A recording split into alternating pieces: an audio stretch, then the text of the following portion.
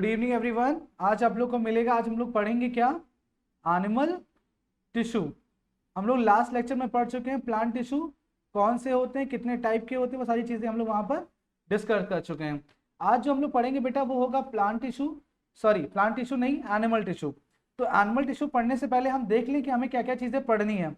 Generally जो animal tissue होता है बच्चा वो 4 टाइप का होता है।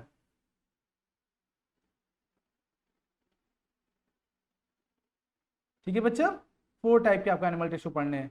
कौन कौन से पढ़ने बेटा? Epithelial tissue,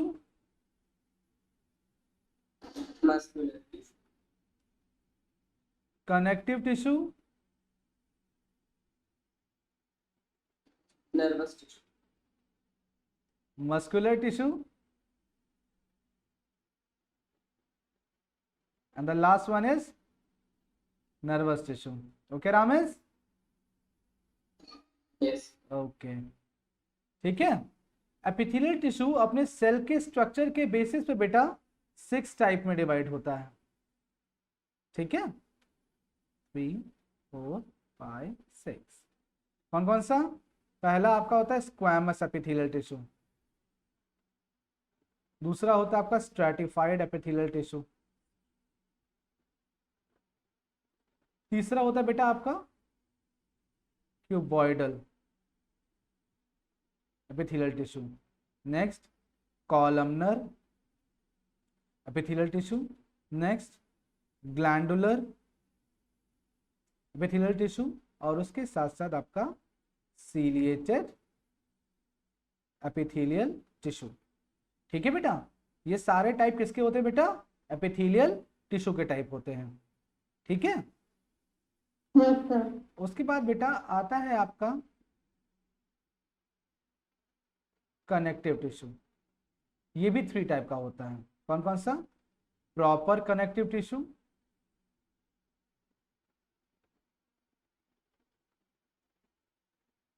skeletal tissue,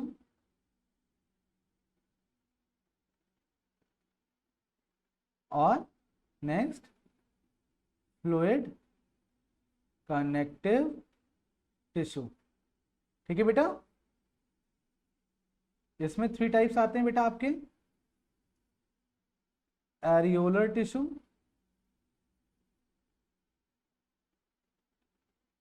adipose tissue,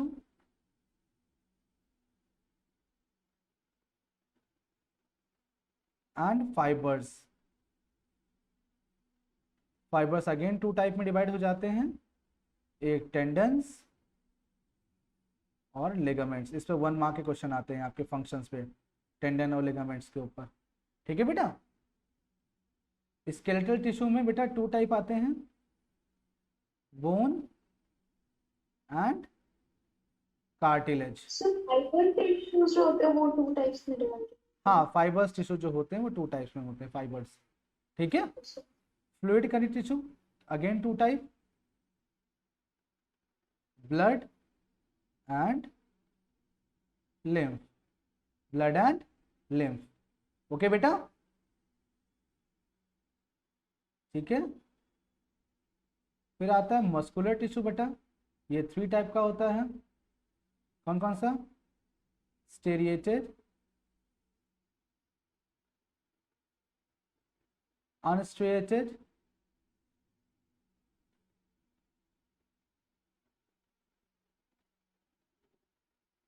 ये स्पेलिंग में आई पहले होगा, ए बाद में होगा, इसको इंटरचेंज कर लीजिएगा बच्चा। ठीक है, और लास्ट इज कार्डियक। ओके, और नर्वस में केवल नर्व सेल आता है बेटा। ठीक है, तो टोटल इतना पढ़ना है आपको सिर्फ। ठीक है, समझ में आया? जल्दी से इसको नोट डाउन करिए आप लोग। तो हम लोग फर्स्ट से शुरू करेंगे आज। फर्स्ट कौन सा टिश्यू है बच्चा? Epithelial tissue. ठीक है बच्चा, एपिथेलियल जैसे आपका एपिडर्मिस है उसी तरीके से 2 वर्ड से लेकर बना हुआ है ये, एपी प्लस थीलियल। ठीक है, एपी मीन्स क्या बताया था उस टाइम मैंने आपको? आउटर। थीलियल मीन्स लेयर, मीन्स ऐसा टिश्यू जो आपके बॉडी की आउटर लेयर को फॉर्म करे बच्चा, उसको बोलते हैं आप एपिथेलियल टिश्यू। और आपकी बॉडी की आउटर कवरिंग कौन फॉर्म करती है बच्चा? कौन फॉर्म करता है? स्किन। ठीक है, तो ये कौन से होगा टिश्यू आपका? ये आपका एपिथेलियल टिश्यू होगा।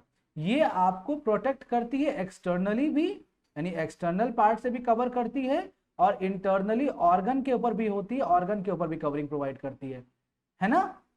होता है कि नहीं होता है भाई? ये जो आपको बाहर दिख रहा है ये भी आपकी स्किन है। इसके अलावा इंटरनल ऑर्गन्स जो होंगे उसकी भी आउटर कवरिंग तो होगी, वो स्किन वो भी तो होगी।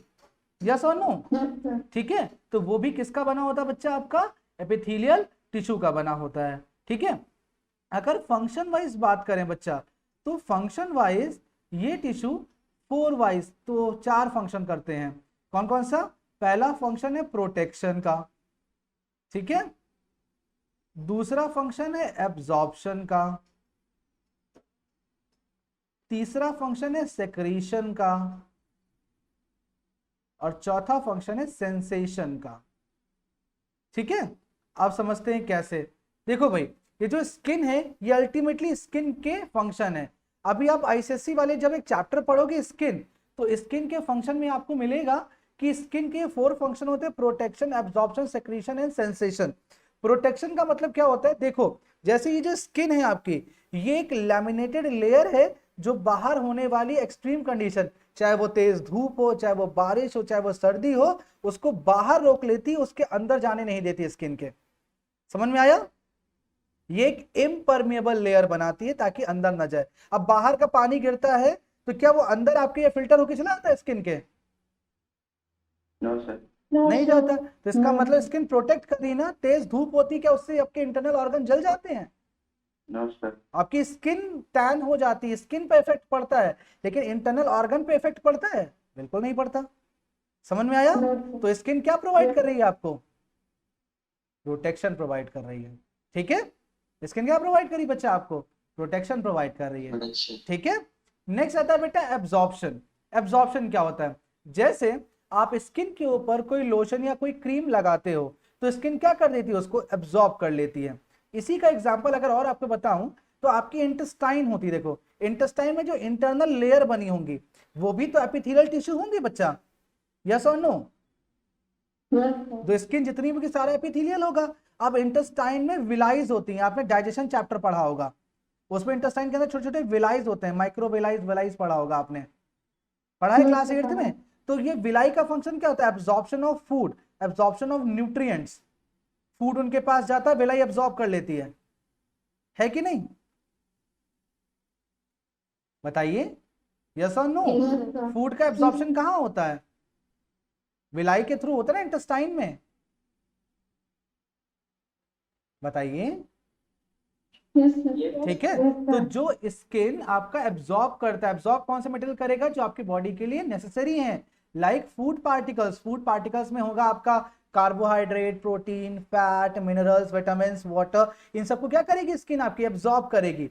बाहर की स्किन नहीं करती, लेकिन अंदर की स्किन जो होगी हमारी, लाइक जैसे इंटेस्टाइन की स्किन हो गई हमारी, या कोई और जगह की हो गई, तो वो एब्जॉर्ब करेगी। आपकी ये स्किन भी एब्जॉर्ब करती है। देखा होगा आप मॉइस्चराइजर लगाते हो सर्दियों में, तो स्किन वो क्रीम एब्जॉर्ब करके आपके वाटर की जो मॉइस्चर होता है उसको लॉक करता है ना, तभी ड्राइनेस नहीं होती आपको।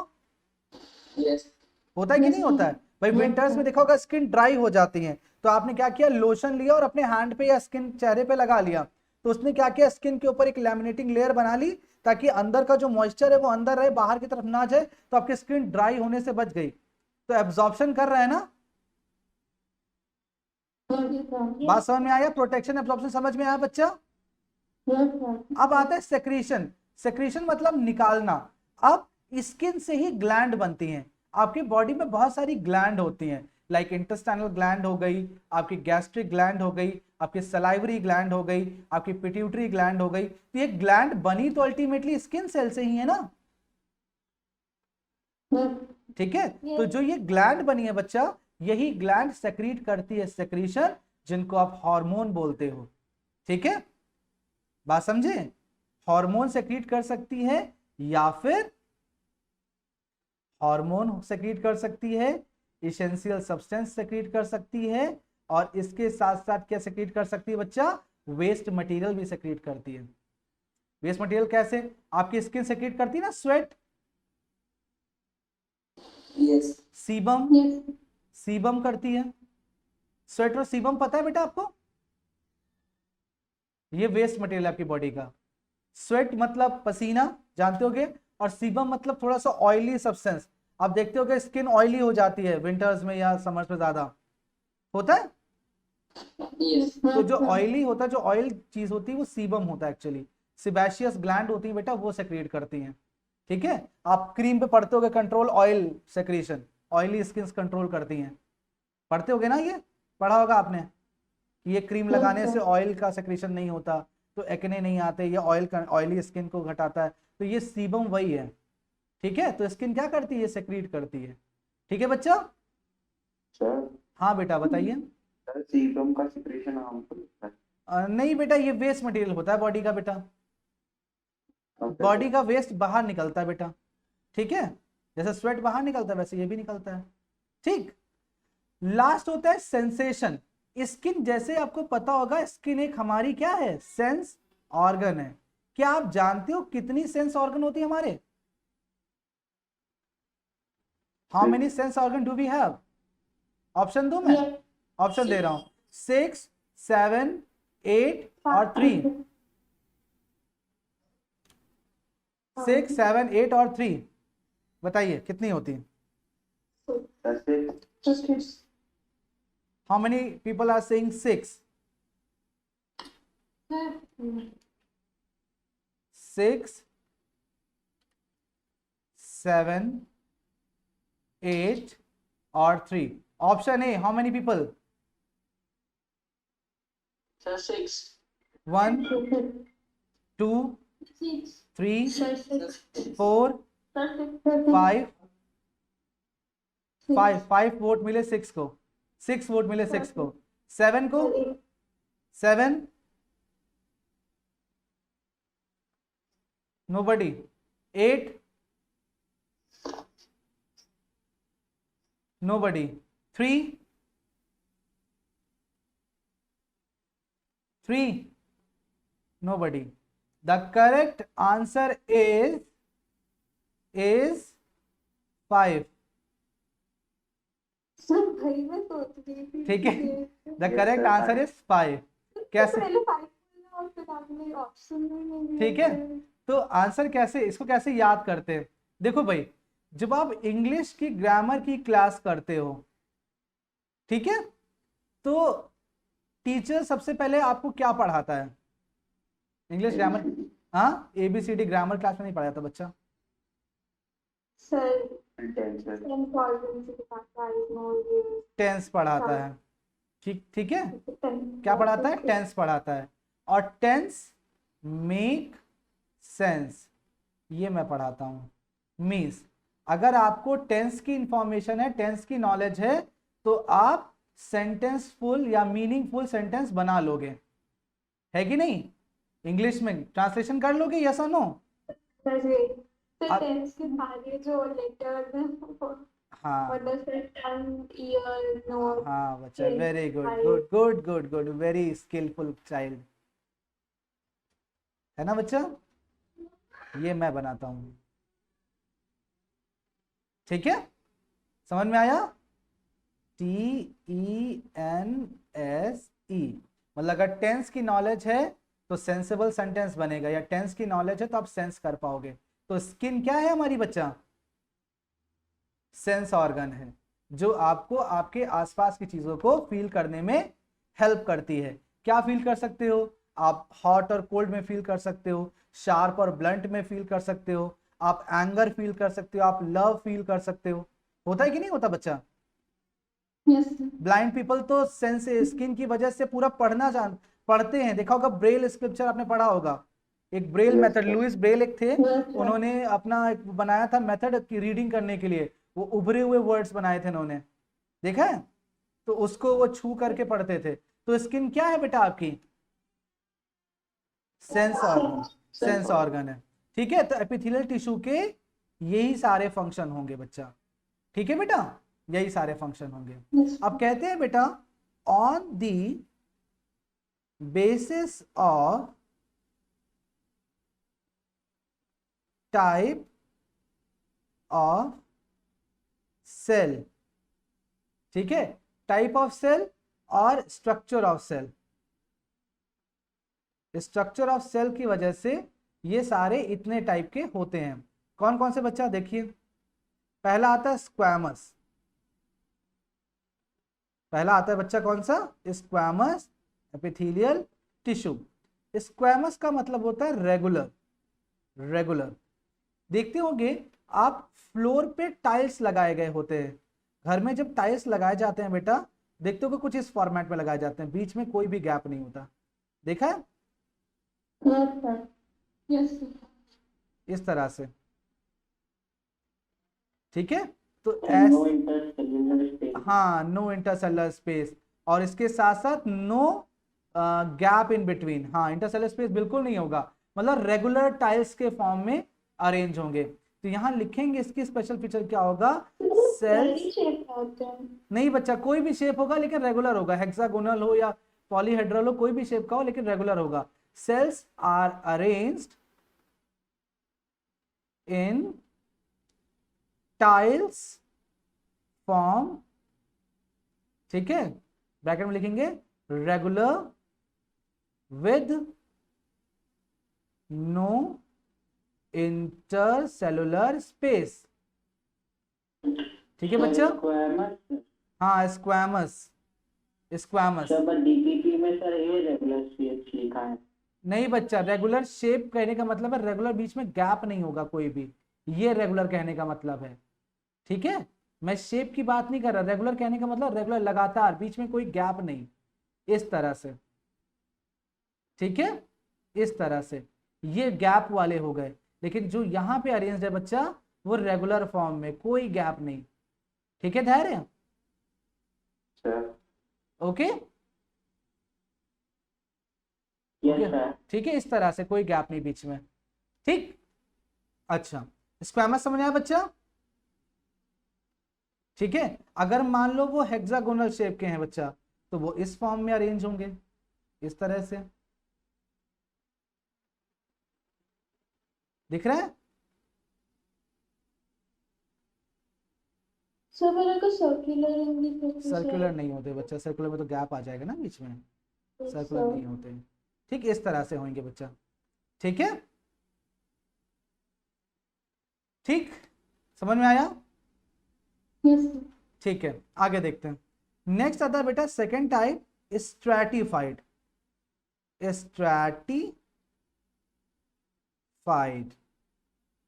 अच्छा, स्ट्रैटिफाइड का मतलब होता है मल्टी लेयर, है बच्चा, स्ट्रैटिफाइड का मतलब क्या होता है बेटा, मल्टीपल लेयर, ठीक है। अच्छा एक चीज ध्यान दीजिएगा बच्चा, आप अगर अलग अलग बुक पढ़ोगे तो वहां स्ट्रैटिफाइड स्क्वैमस भी होता है बच्चा, और स्ट्रैटिफाइड क्यूबॉइडल और कॉलमनर भी होता है, समझे,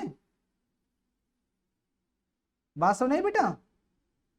स्ट्रैटिफाइड का मतलब क्या होता है बच्चा, मल्टीपल लेयर, ठीक है, और स्क्वैमस लगा है साथ में, मतलब स्क्वैमस की मल्टीपल लेयर, मतलब सपोज करो आपने एक लेयर बिछाई, उसके ऊपर एक लेयर और एक लेयर और एक लेयर और एक लेयर और एक लेयर और, तो समझ गए इतना मल्टीपल लेयर बनता चला गया, समझ आया बेटा। तो इसको क्या बोलेंगे बेटा, stratified squamous epithelial tissue. Squamous की जगह पर आप बाकी और भी टाइप डाल सकते हो, लेकिन स्ट्रैटिफाइड का मतलब वही होगा, ठीक है, समझ में आया। Yes sir. जैसे आप जानते होगे आपकी ये वाली स्किन और आपके पैर के सोल वाली स्किन दोनों बहुत थिक होती हैं, आप घर में या बचपन में कभी करते होगे कि आपने ऐसे ऑल पिन डाली और ऐसे करके बाहर निकाली, ब्लड नहीं निकला, है ना, लेकिन क्या ये चीज आप इधर से कर सकते हो, नो सर। हो सकता है किसी का, नो सर। इसका मतलब ये कम थिक लेयर होगी, ये ज्यादा थिक लेयर होगी। कहते हैं ये वाली लेयर जो होती है वो 16 से 20 लेयर थिक होती है, ठीक है, मतलब आप नॉर्मली इसमें ऑल पिन ऐसे डाल करके ऐसे निकाल सकते हो, ठीक है, ब्लीडिंग नहीं होगी। ब्लीडिंग कब होगी बच्चा, जब ये ऐसे जाएगा, लास्ट वाले लेयर को इंजर्ट करेगा जा करके। बात समझ में आया बेटा? Yes sir. Yes sir. ठीक है, तो ये होता है कैसे, स्ट्रैटिफाइड का मतलब क्या हो बच्चा? Multiple layer. अब ये खुद बताओ, सिंगल लेयर वाला ज्यादा मजबूत होगा या मल्टीपल लेयर वाला ज्यादा मजबूत होगा? मल्टीपल लेयर वाला। तो ऐसी जगह जो डायरेक्टली फोर्स यानी फ्रिक्शन के कांटेक्ट में आती है उसको मल्टीपल लेयर बना दिया जाता है। बचपन में हम इससे चलते हैं, ऐसे रखकर चलते हैं, देखा ना बच्चे लोग ऐसे चलते रख के इससे, और जब बड़े हो जाते हैं तो पैर से चलते हैं, तो पैर की जो लेयर होती है वो थिक हो जाती है, देखा है? तो इसकी जो सबसे ऊपर की लेयर होती है बच्चा, वो ऑलमोस्ट डेड लेयर होती है, ठीक है, ड्राई होके गिरने लगती है।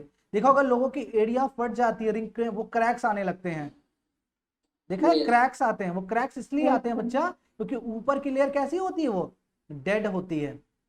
समझ में आया? ऊपर की लेयर कैसी होती है बच्चा? डेड होती है, और डेड होके ड्राई होके गिरती रहती है और नई लेयर आती रहती है। कभी कभी हाथ में होता है, स्किन में होता है, स्किन ड्राई होके गिरती है, नई लेयर बनती है, इसके नीचे से नई आ जाती है, होता है, ठीक है, इस तरह से होता है। कहते हैं इसमें बेटा एक प्रोटीन पाई जाती है, उस प्रोटीन को कहते हैं keratin. It consist of a dead protein keratin, ठीक है बेटा? कैसी प्रोटीन है ये? डेड प्रोटीन है। और ये जो डेड प्रोटीन है बेटा, जानते हो मेनली कहां पाई जाती है? ये पाई जाती है आपके नेल्स में, ये पाई जाती है आपके हेयर्स में।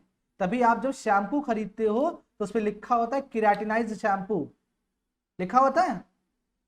यानी अगर बाल लंबे करने हो, बाल जो है आपको ज्यादा टाइम तक ब्लैक रखने हो, तो आप केराटिनाइज्ड शैम्पू लेते हो। तो केराटिनाइज्ड शैम्पू का मतलब है कि उसमें प्रोटीन प्रेजेंट है, लेकिन वो प्रोटीन कैसी होगी बेटा? डेड प्रोटीन होगी। तो जो ये डेड प्रोटीन होती है बेटा, इसको खाने से कुछ नहीं मिलता, कोई बेनिफिट नहीं है आपका, समझे? इसलिए नेल खाने से कोई बेनिफिट नहीं, क्योंकि वो कौन सी प्रोटीन जा रही है आपके बॉडी के अंदर जो डाइजेस्ट नहीं हो सकती, डेड प्रोटीन जा रही है, इसलिए नेल्स खाने का कोई बेनिफिट नहीं है, ठीक है? तो इसमें जो लोग खाते हैं तो डाइजेस्ट तो होती नहीं, फिर उसका होता क्या होगा? इंडाइजेशन करती है, उसके साथ साथ डस्ट भी खा जाते हैं, तो ये आपका स्टमक एक भी होता है, डिजीज भी जा सकती है उसमें, ठीक है? ओके। बात समझे? और ज्यादा प्रोटीन खानी हो तो बार बार शॉप पे जा सकते हो, खूब सारी केराटिन पड़ी होती है जमीन पे इधर उधर, होती है ना? यस बार बार शॉप पे कितनी सारी केराटिन प्रोटीन पड़ी होगी जमीन में, पड़ी होगी, यस तो आप खा सकते, जाके ले सकते हो अगर खाना है आपको, ठीक है? लेकिन वो कैसी प्रोटीन होगी बेटा? डेड प्रोटीन होगी। क्या उससे कोई बेनिफिट मिलेगा आपको? नहीं मिलेगा। तो ये दोनों समझ में आया बच्चा, स्क्वैमस और ये स्ट्रैटिफाइड समझ में आया? धैर्य समझ में आया बच्चा? हाँ अमन बदलो बेटा। कितने टाइप सर होते हैं? क्या चीज? Yes sir. एपिथेलियल 6 टाइप के होते हैं बेटा, ठीक है? अभी ये 2 टाइप समझ में आया बेटा? यस ओके, नेक्स्ट आते हैं बेटा हम लोग क्यूबॉइडल की तरफ। थर्ड आता है हमारा क्यूबॉइडल। क्यूबॉइडल जैसे आपने मैथमेटिक्स पढ़ा है, तो ये क्यूबॉइडल शेप के होते हैं, क्यूबॉइड शेप के होते हैं, ठीक है? इस तरह से मैथमेटिक्स में क्यूबॉइड देखा होगा आपने, इस तरह से यही होता है ना क्यूबॉइड, ठीक है? तो इस शेप के होते हैं आपके क्यूबॉइडल एपिथेलियल टिश्यू, इस शेप के। ये जो स्क्वायरस होते हैं सब वो एक ही टाइप के सेल्स होते हैं बच्चा क्यूबॉइडल मतलब क्यूबॉइड शेप वाले। No sir. हाँ बेटा, ये सिंगल लेयर वाले स्ट्रक्चर है, कुछ इस तरह से सिंगल लेयर, 3D नहीं है इनका, इसमें आपको 3D दिखेगा। तो मैं ये पूछ रही थी कि ये वाले जो होते हैं वो एक ही टाइप के सेल्स होते हैं कि मतलब जो शेप सेम होती है? नहीं, सबकी शेप सेम होती है, एक ही शेप के सारे होंगे बच्चा, ठीक है? सिंगल लेयर होंगे, सबके सेल शेप सेम होंगे, ठीक है? समझ में आया बेटा? ये सामने से देखने पर ऐसे दिखाई पड़ेंगे, केवल अगर आप 2D डायग्राम अगर देखोगे इनका तो सामने से देखने पे ऐसे दिखाई पड़ेंगे, ये ऐसे सामने से देखने पे, ठीक है बेटा? इस तरह से। बाकी आपको डीपीपी में इसके डायग्राम अलग अलग मिल जाएंगे, आपको ग्रुप डीपीपी में डायग्राम बने हैं इसके, ठीक है? बात समझ में आई? किस शेप के होंगे? क्यूबॉइड शेप के, क्यूबॉइड और क्यूब शेप के होंगे आपके। ठीक है, नेक्स्ट आता है बेटा columnar epithelium. Columnar epithelial tissue. Columnar epithelial tissue में बेटा होता तो यही शेप है, इसकी हाइट बढ़ जाती है। ये वाली साइड हाइट है ना बेटा, यस सर। तो इनके टिश्यू की हाइट थोड़ा ज्यादा होती है, बस इस तरह से होते हैं, हाइट वाइज ज्यादा होते हैं ये।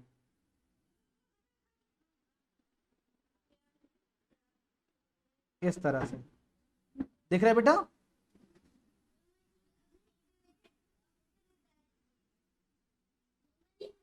दिख रहा है।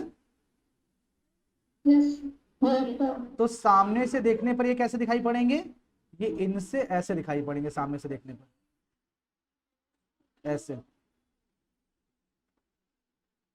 ठीक है, इस तरह से दिखाई पड़ेंगे सामने से देखने पर। बात सुने बेटा, इनकी हाइट ज्यादा होती है, थोड़ा सा कॉलमनर होते हैं। ठीक है, मतलब समझो ये हॉरिजॉन्टली रखे हुए हैं, ये वर्टिकल रखे हुए हैं सेल। ठीक है, समझ में आया। यस ठीक है, नेक्स्ट आता है, अच्छा कुछ राइटर कहते हैं कॉलमनर के ही 2 टाइप होते हैं, और कुछ कहते हैं कि 2 अलग अलग हैं। एक होता है ग्लैंडुलर और एक होता है सीलिएटेड। कुछ राइटर कहते हैं कि कॉलमनर ही 2 टाइप में डिवाइड हो जाता है, कुछ लोग कहते हैं कि इसके ही अलग अलग टाइप हैं। तो जो आपकी बुक में लिखा आपको एग्जैक्टली वही फॉलो करना है।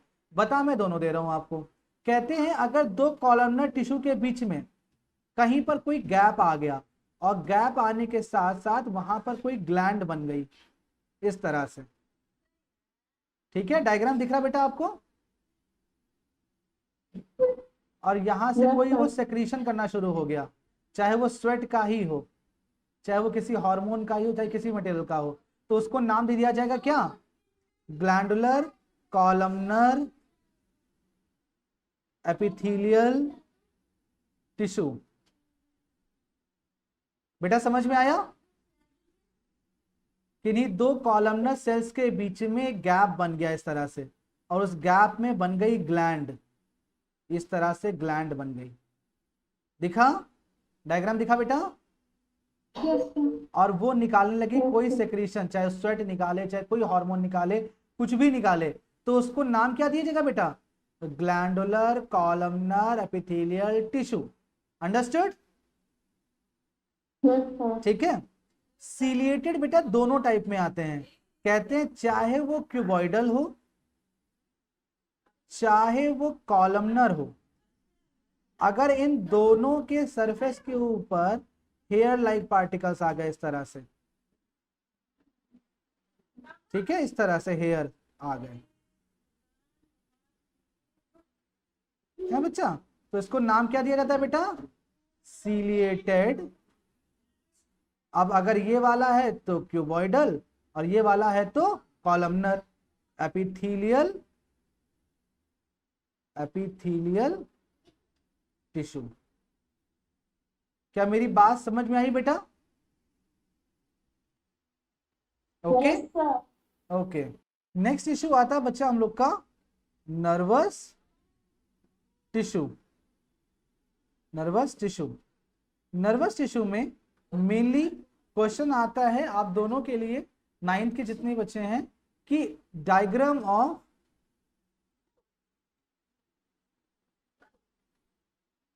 Nerve cell. ये मैंडेटरी है बेटा, इस पर क्वेश्चन आएगा ही आएगा कि ड्रॉ करने को। ठीक है, समझ में आया। बहुत आसान तरीका बनाने का, मैं ड्रॉ कर रहा हूं, साथ में बनाते जाइए।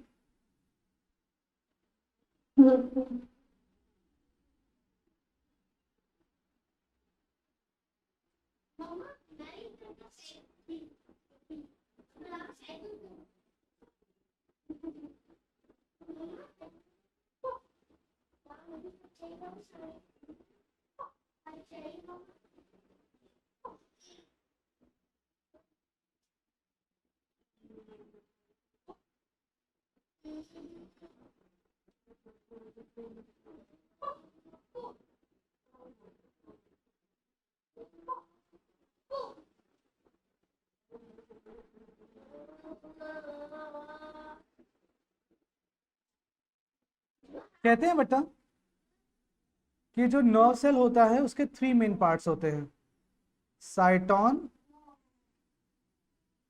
एक्सॉन और डेंड्रॉन। ठीक है भाई। तो ये जो पूरा आपको बड़ा सा पार्ट दिख रहा है इसको कहते हैं आप साइटोन। ठीक है भाई, क्या कहते हैं इसको? साइटोन। कुछ राइटर इसी को नाम देते हैं पेरिकैरियन और कुछ राइटर इसी को नाम देते हैं सेल बॉडी। ये तीनों एक ही चीज है बच्चा। ठीक है, दिख रहा है? अगर ये मैं ऐसा डायग्राम दिखाऊं तो ये वाला जो पार्ट होगा बेटा, ये वाला पार्ट, इसको साइटन कहते हैं, इसी को पेरिकैरियन या सेल बॉडी कहते हैं। सेल है तो बीच में न्यूक्लियस होगा बच्चा, है ना? सेल है ना, ये तो नर्व सेल है ना, न्यूक्लियस होगा बीच में। फिर यहाँ पे ऐसे करके कुछ डॉटेड स्ट्रक्चर्स पाए जाते हैं बच्चा, ये राइबोसोम्स का कलेक्शन होता है बेटा, इनको कहते हैं निजल्स ग्रैन्यूल। निजल्स ग्रैन्यूल, इसको डीपीएस वाले ध्यान दे, क्वेश्चन आता है इस पर। क्या होते हैं बेटा? राइबोसोम्स पार्टिकल होते हैं, क्वेश्चन पूछा जाता है इस पर।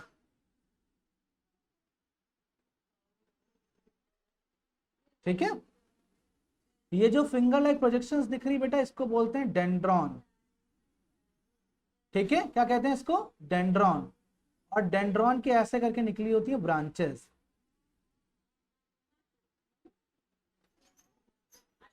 ठीक है, इन ब्रांचेस को नाम देते हैं बेटा dendrites. Very good.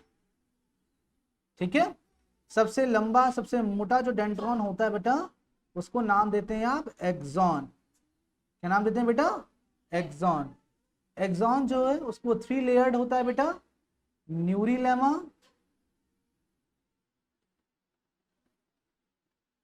Myelin sheath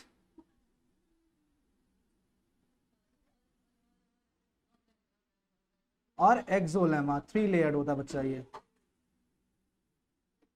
ठीक है, और लास्ट वाला जो होता है बेटा इसको कहते हैं एक्सॉन एंडिंग या नर्व एंडिंग। जो भी आपकी बुक में लिखा वो आप लिखेंगे। एक्सॉन एंडिंग भी कह सकते हैं इसको और नर्व एंडिंग। ठीक है, जो आपकी बुक में लिखा आप केवल उसी को फॉलो करेंगे। ठीक है बेटा, बात समझ में आ गई? Yes sir. ठीक है, इसका फंक्शन क्या होगा बच्चा? इसका फंक्शन होगा, फंक्शन पे क्वेश्चन आता है, ट्रांसफर सर ऑफ। यस बेटा। सर हमारी जो एंडिंग होती है वो मसल से जुड़ी होती है ना? हाँ बेटा, यहाँ पे मसल्स होगा या दूसरा नर्व सेल होगा। Transfer of nerve impulses. Transfer of nerve impulses. Nerve impulses को एक प्लेस से दूसरे प्लेस ले जाती है। हो सकता है nerve cell to nerve cell carry करे, हो सकता है nerve cell to any muscle cell carry करे। ठीक है, समझ में आया बेटा? ये दोनों के बीच में हो सकता है। Yes sir. ठीक है, बात समझ में आई? बात समझ में आई बेटा? Yes sir. Okay, yes sir. ठीक है।